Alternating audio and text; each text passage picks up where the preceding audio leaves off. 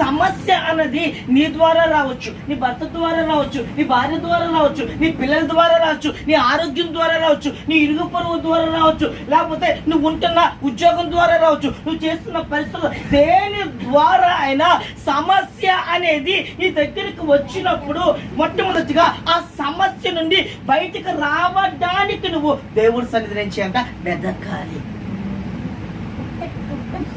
ఎందుకంటే ఆ సమస్య ఎందుకంటే సమస్య చాలా శక్తి కలిగిందండి. శోధన చాలా శక్తి కలిగింది. ఆ సమస్యలో ఆ శోధనలో నీవు బయటికి రాలేవు కనుక నేను బయటికి రాగలిగిన దేవుడు సహాయాన్ని కోరుకున్నప్పుడు అందులో నేను ఖచ్చితంగా ఏం చేస్తాను, బయటికి తీసుకున్నాను.